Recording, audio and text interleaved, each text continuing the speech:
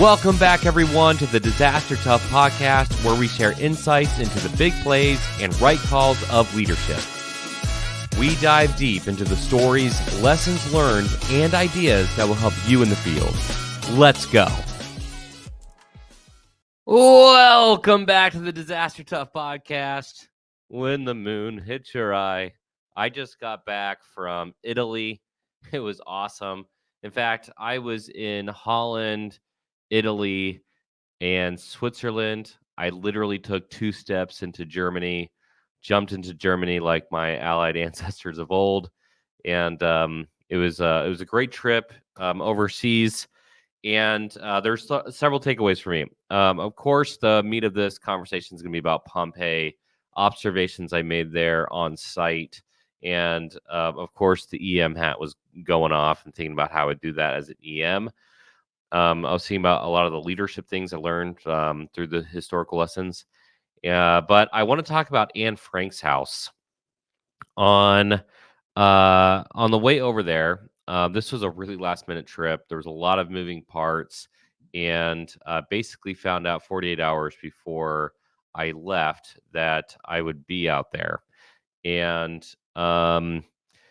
on the way over, we tried to get Anne Frank tickets, and the tickets were for Wednesday, but we couldn't really go Wednesday, we found out.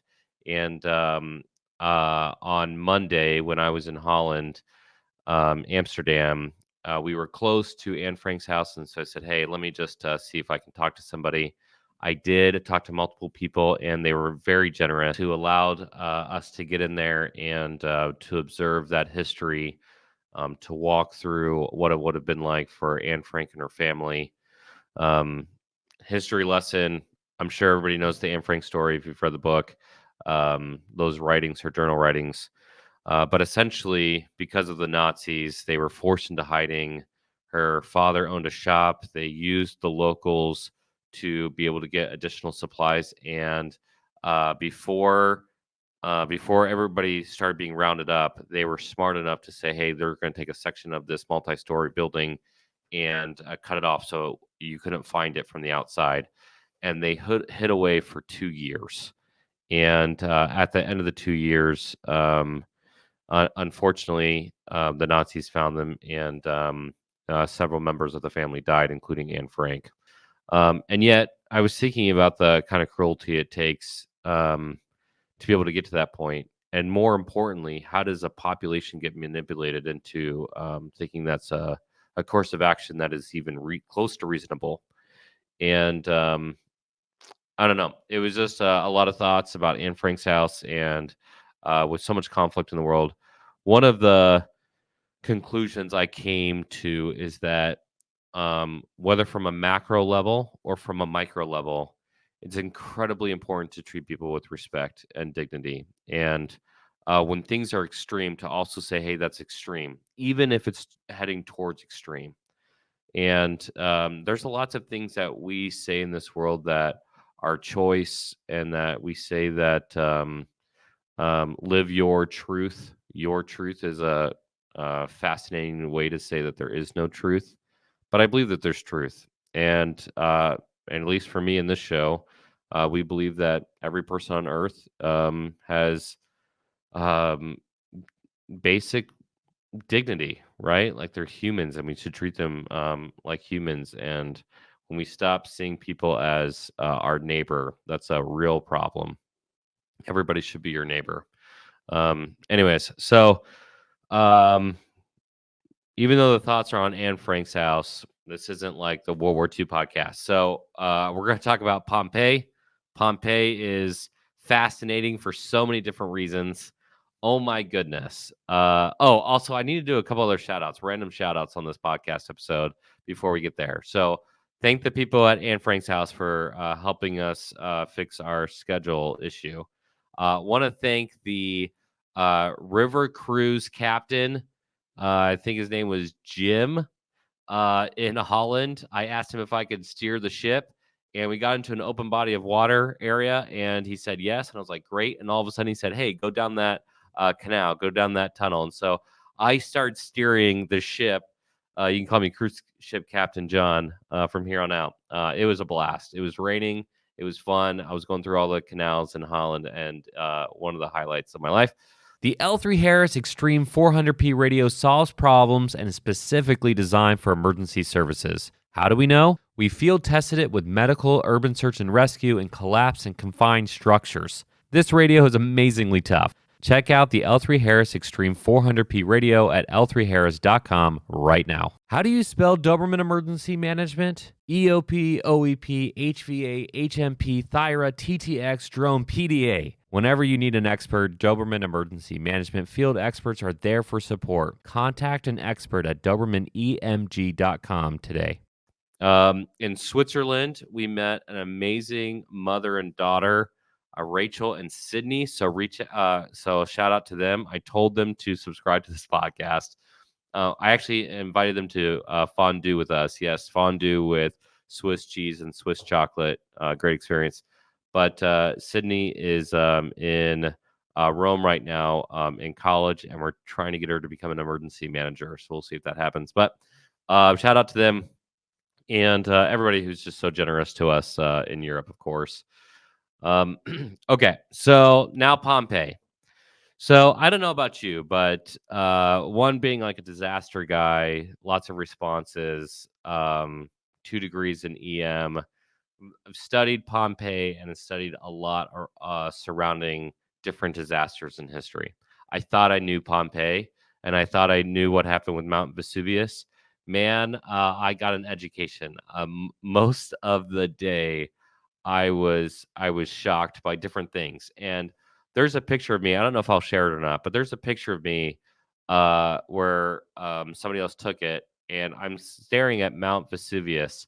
And funny enough, when I was staring at that volcano, I kept on thinking, I was like, how in the world did the flow actually kill people here? Because like I'm looking at the distance, and I've been to lots of disasters and studied the stuff, and basically came down to the conclusion that the information I had versus what actually happened had to be different. So I went on an insane deep dive for several days, learning more about what happened in Pompeii. After I kind of do this segment, I'm going to talk about what I would do as an emergency manager. So I don't want to keep teasing that out, but so let's look at the facts of Pompeii, the city, and versus Mount Vesuvius, and setting the stage for what would have happened. Because I think between movies about what happened in Pompeii, some literature, some art, and only one, which is fascinating to me, only one letter. I think it's Piney the Junior. There's a letter from him to a cousin after what happened in Pompeii, and some gravestones. Do we really know what happened in Pompeii? So, setting up the stage, the facts: a city of 20,000 people. The city had been there for 1,000 years, which was fascinating to me. City is there for 1,000 years. Lots of different cultures. The Romans eventually get hold of the area, and somebody described it to me like the Las Vegas of the Roman Empire. And man, were they not kidding? There are brothels everywhere in Pompeii. They have genitalia on the street, marked in stone, so you know where to get to for the brothels, bathhouses, all kinds of stuff. You could even at one place get soup, almost like fast food, get soup and then choose the picture of the act that you wanted to be performed on you while after you ate your soup. I mean, this town was pretty insane. I've been to Rome. I've been to a lot of ancient sites, and this was by far the most visual, if you could say. The Las Vegas of the Roman Empire is probably a great way to say it. But 20,000 people lived here. Because of volcano, they had an incredible setup in terms of agriculture, forestry. They had access to the water. There was a major river that went by there, and so it was basically just an incredibly wealthy area. and Naples was nearby, and some other towns. There's about 5 or 6 different towns nearby, but this was like, the hot spot, right? And a lot of traffic would go through there. A lot of sailors who didn't speak the language, which is part of the reason why there's so many pictures of different things that you could have performed on you, or the food, because they couldn't speak. They just pointed the picture. So 20,000 people though. When my concept of going to Pompeii was that it was going to be like right at the base of Mount Vesuvius, and everybody died. In terms of the logistics of what actually happened, was out of the 20,000 people, is estimated that more like only 2,000 people died, that most of the people got out. And there's several reasons for that. 12 years prior to the eruption, there was a major earthquake in the area, and that earthquake destroyed a lot of the infrastructure in Pompeii and surrounding areas. It was also most likely the big kickoff to what would be the crescendo 12 years later for Mount Vesuvius. So you have this major earthquake.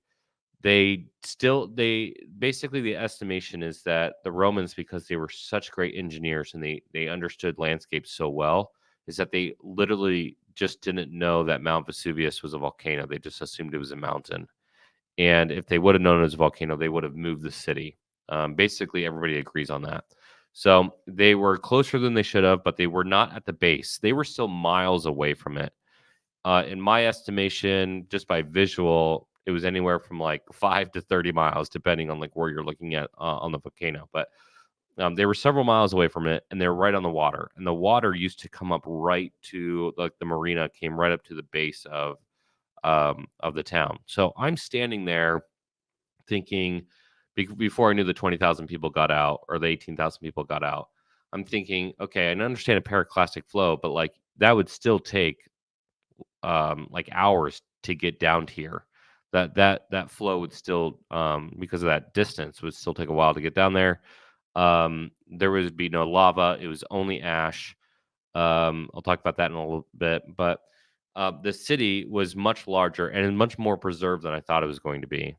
My perception again was that there was some streets, some basically rubble piles, and because of the amount of ash, there was 25 meters.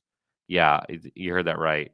Of ash that fell and started compacting on top of the city was multi-story. They can see that. And it really preserved this huge site. They haven't excavated the whole thing yet. And what is awesome about that is that you're walking around the city, and I would say 90% looks like it's uncovered. There's a section where it's not yet, and they're starting to work on it. And you're staring up at this huge mound. The immediate connotation came to my mind was Ninth Ward. If you've ever been to the Ninth Ward in Louisiana, and either with the hurricane or the hurricane research afterwards from Katrina, I had the exact same imagery. I'm looking up at this massive wall that hasn't been excavated yet. It was just a mound, right? And it looked exactly like the Ninth Ward and the levee. So if you're looking at that, it's well above your head, and the amount of ash that fell on there. And the reason is because the direction of the volcano and the wind, everything went to Pompeii. So the periclastic flow, all the ash. There's another site pretty close to there that was also well preserved because of that ash, but areas pretty close to there were not, because again, it wasn't a lava flow. It was a huge explosion, kind of like Mount St. Helens. If you think about the side of the entire volcano just launching off. So if you didn't get killed by that debris, the earthquakes, then you had a little bit of time before the periclastic flow. But again, a massive city, and so you have several barriers there, and then eventually the ash starts falling and falling and falling. But anyways, so I'm looking around and I'm like, okay, I don't. At the time, I didn't know about the 20,000 versus 2,000. I'm looking at the distance. I'm looking at the infrastructure that's preserved, the amount of ash that fell, and really blew my mind. So some of the ways that they know that people evacuated, and my mind starts to come up with the concepts here, and you're gonna start hearing some of the ideas here naturally for EM. But because of the marina, they had the Roman Navy there, and the Romans, when the earthquake started happening, they thought it was their gods. So 12 years prior, there's a lot of writing about, hey, we must have done something really stupid, made Mars angry, and there's this massive earthquake. But the massive earthquake caused them to build all new infrastructure that was to the most modern of 83 AD, right? So you could see like the newest infrastructure at the time and the building types. However, if you have another earthquake and those tremors come through and your house isn't either rebuilt or something's happening, and it's like, well, I don't have a place to live and I can get on the ship and I can get out of here, I'm going to get out of here. So it wasn't about the volcano at that point, it was just the earthquakes and the tremors. When when that happened, there was a mass exodus. There's a gravestone of an individual in Naples that after he had left Pompeii, he joined the Roman army and was killed in battle. And it said that his place of birth was Pompeii. And so they knew that he had gotten out.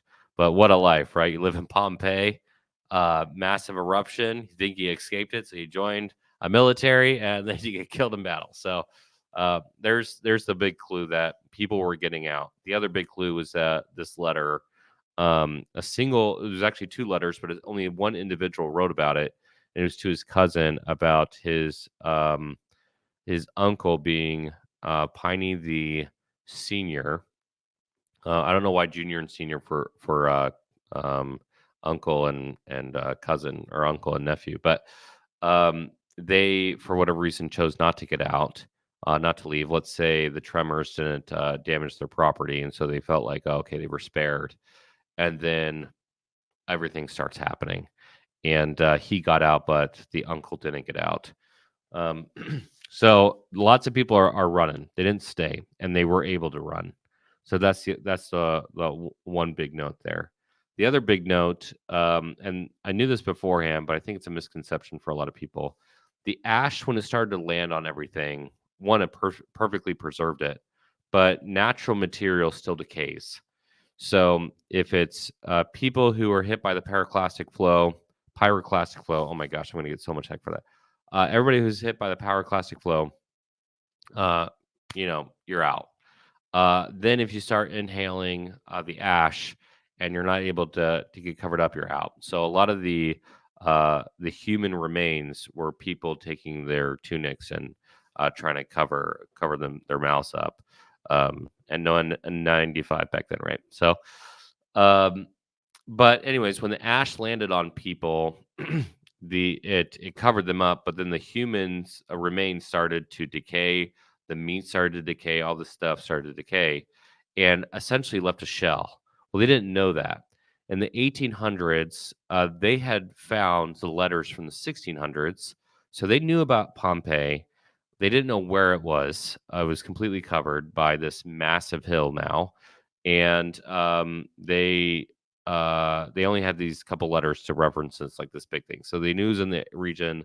In the 1800s, they found it. They started uncovering it. Well, it's very interesting in those two parts is that the first people who started uncovering it uncovered one of the brothels and saw all the imagery, all the paintings for what you could do on the walls, and recovered it. They thought this place shouldn't be uncovered. However, other archaeologists got there and started uncovering the whole of the city and started working through it. And one of the one of the researchers, he started noticing like these empty pockets in the ash. So he decided to put a pipe down there, and something that was really innovative at the time, and filling up the holes with plaster. And when the plaster dried, he went in there and uncovered it. And lo and behold, he found the first human shape. So what you see from Pompeii isn't the actual body, but rather the perfectly outlined shell. I mean, you can see eyes, nose, lips, teeth, the whole deal. You can see the shape, but it is a shell, and um, there's shapes of people, there's shapes of animals, there's shapes of food, all kinds of different stuff. Um, and there was 109 different human remains like that they had found. Unfortunately, during World War II, going back to that World War II thing, it was bombed, and they lost a lot of the remains there, or at least a lot of the shells, the castings. So, anyways, you have this frame of reference. So, the last piece I want to provide to you is kind of like a history lesson, really different than what we usually go into, but it's really fascinating stuff to me. Is that there was two amphitheaters? There was a small one and a large one, and they were both on the same side of the city as the government. So you have the two amphitheaters, the government, and then you have all the shops mixed in with some of these homes. And so the homes, some of these homes were bigger than what we have now, which is pretty surprising. But they were all intermixed with these shops, and again, it was all about the brothels, bathhouses, uh, homes, and soup and sex. That's basically what we're calling it. But so you have a lifestyle here, but in that lifestyle, you have a lot of factors that were surprising to me. One, uh, the shapes on the streets that allowed people to know where to go. Well, those brothels were like at the marina. Those brothels were at the edge of town. There was like one that we found that was in the center of town, but it was really small, and it might have been for somebody's home. So you can assume that a lot of the public gathering areas were on the edge of town, 20,000 people, and the two amphitheaters, which were on the opposite side of Mount Vesuvius, by the way, in terms of the city. So now you're starting to have a frame of reference, right? What would you do as an emergency manager? Well, there's the old school version. When I say old school, I'm talking about 2,000 years ago. I'm talking about what to do now, like if you're in Naples. So this is where a lot of my thoughts came in. It'd be fun to see on social media like what people would do in if they were in Pompeii um, after they got some soup. Uh, but um, the reality is they had a system in place for water distribution for people to know how to get out based off of like literally the road. So even if you couldn't see, you could feel. And there was evacuation, natural evacuation routes. Plus the Navy was there, these ships at least, and they still had like carts and other things that they could get out. So let's start from 12 years prior. 12 years prior to Pompeii being destroyed, you have a major earthquake that is disrupted life in every way in Pompeii, and they had to rebuild. If I was an emergency manager in Pompeii at that time, for whatever the cause, right? The causality is not important to me at this point because I don't know there's a volcano there, right? If I'm in their time period. So that you don't know there's a volcano, but you do know this area can get earthquakes, and it will for whatever reason.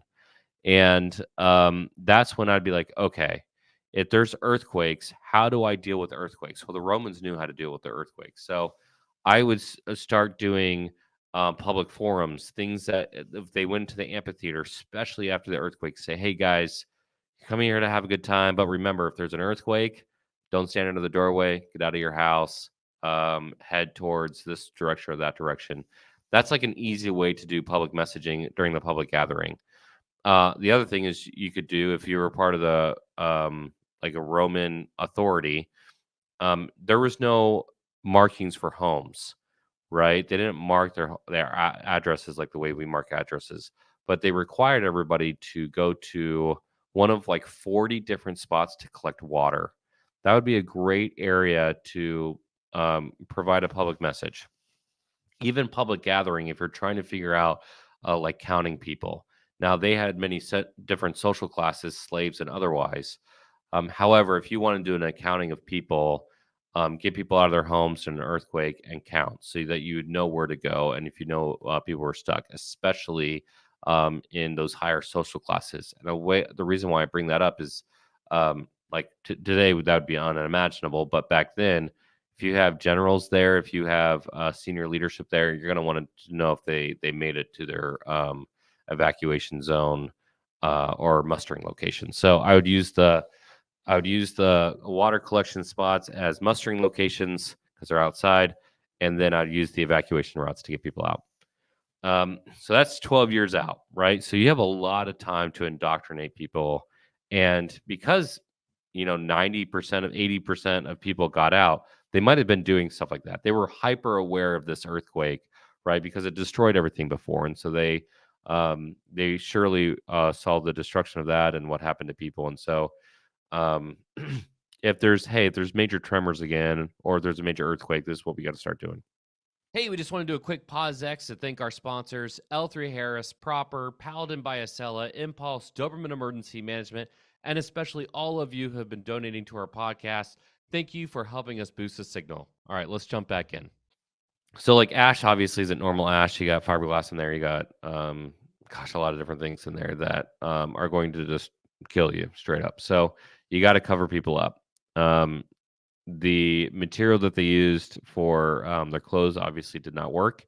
And man, as soon as you see that first sight of plume, you know that wind's headed your direction. So you got to get people out immediately.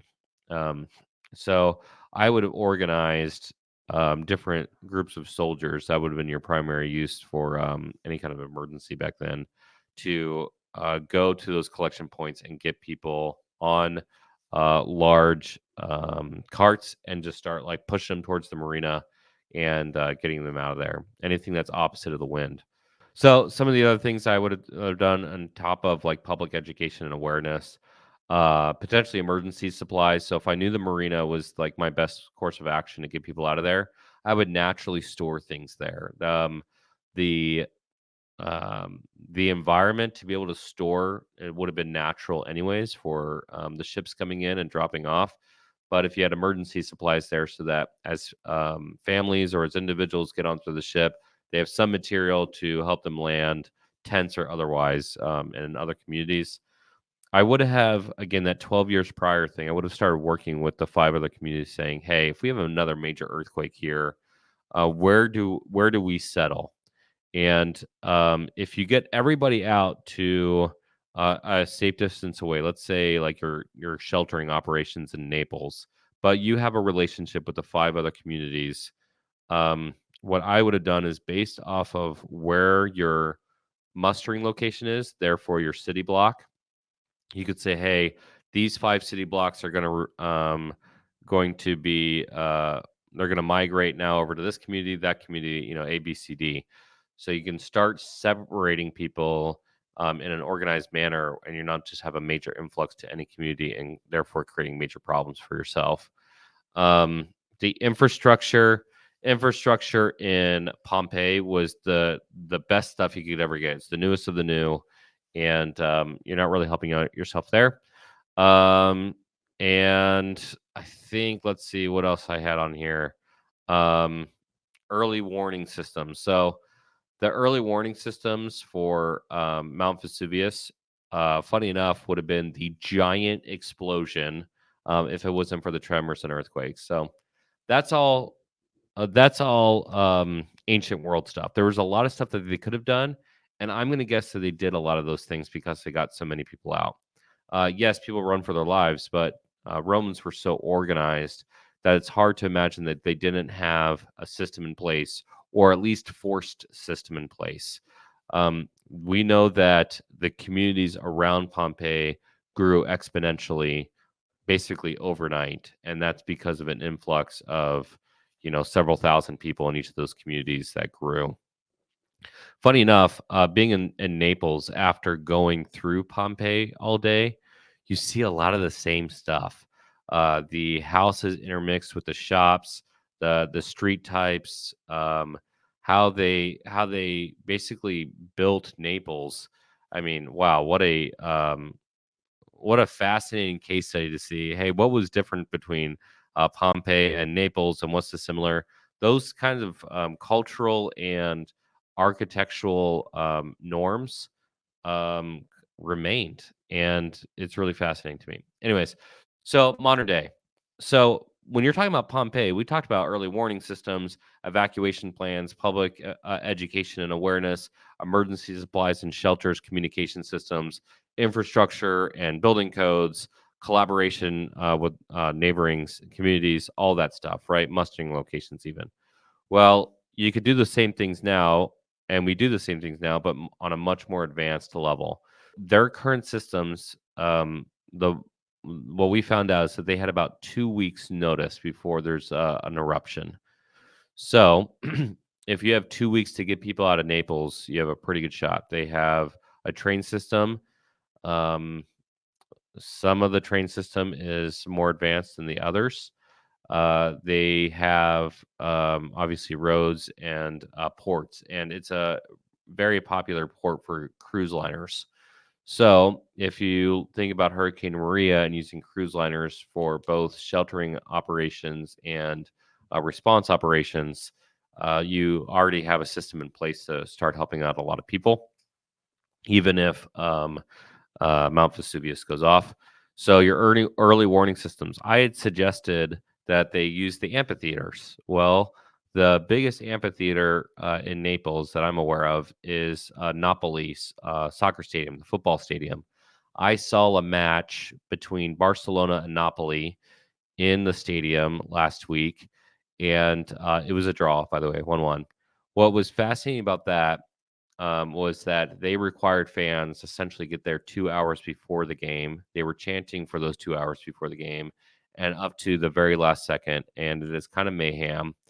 They, in the most European security perspective I can possibly imagine, they have like a legit moat around the field.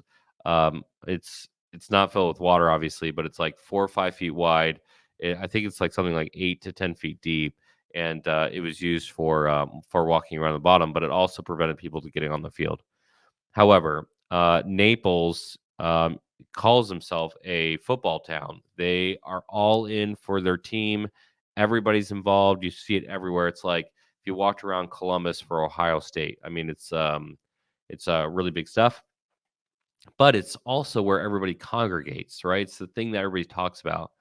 The amount of influence one of their main players could have by saying, "Hey guys, we live at the base of this volcano. If we start to get some notices here, if there was like some kind of a short video before the game, that would probably do more good than any other kind of system, any kind of early warning system, any kind of alert. By having a popular player that everybody loves, getting on there and just doing like a 15-second before the game, one, everyone would listen. Every single person would listen because one, they don't do announcements very often, and I wouldn't say they worship, but man, they love these players, and so when a player gets on there, they all get quiet. So what a great opportunity for them to use some public messaging there. In terms of the evacuation plans, Naples and the surrounding communities, wow, they're packed in. It's very tight. The best shot you have is the water, if you can get enough ships in there. The other great thing is your transportation routes. However, if there's an earthquake, well, guess what? You're probably not using the trains. You're probably not using the roads. So now you're walking. But the walking or bicycles potentially, it's very mountainous there. Great for people who are in shape. Not great for people who are not in shape or people with have identified with a disability. So you're going to have a lot of people who are stuck. If you can't get out, what do you do? And that has to go down to your emergency supplies and shelters. Luckily for a place like Naples, um, they're not really too concerned about the pyroclastic flow from the volcano, but certainly if there's a change direction in the wind, we're going to have to deal with a ton of ash. And how do you deal with all that ash? Again, think Mount St. Helens. And if you're walking through that, what do you do? Um, the emergency supplies, because of COVID and N95 masks, I don't know how many people would want to use it or not want to use it, but hopefully they would be wise enough to say, okay, like I got to cover um, with a respirator of some sort. And so your number one supply is going to be respirator, and then getting food that's not contaminated. That's going to be critically important. Um, Outside of the early warning / communication systems, there's also the things that are immediate, right? You still have to do, from like a public messaging standpoint, using a player by far the best option, easily. However, in terms of like timely communications with people, I was a foreigner, and luckily for me, my carrier had service in Italy, but not everybody has it. How do you deal with those kind of things, especially if communication systems go down? Zach Bors from EM Weekly talked about all the systems in the U.S. being hit. I was actually in Europe, so I found out about that one actually via Zach. Funny enough, but how do you communicate with people? There are very limited companies. One that comes off the top of my head. Hint, hint. They were on this podcast back in October. That does voice outdoor systems, but you have to use the cell phones. You have to get everybody involved. And quite frankly, I don't know what Italy's policy is on emergency notifications, but I'd be surprised if it wasn't similar to here. Infrastructure and building codes. The building codes, based off of visual observation, were not as stringent as the U.S. However, I'm not an engineer, and you would hope that they would help out with earthquakes. I would especially look at transportation infrastructure and making sure that if you have time, you're working with different community partners, stakeholders to advocate for safe passage even during a major earthquakes. How do you do that? Like, making sure your bridges. There's so many bridges in that area. How can they withstand a major earthquake?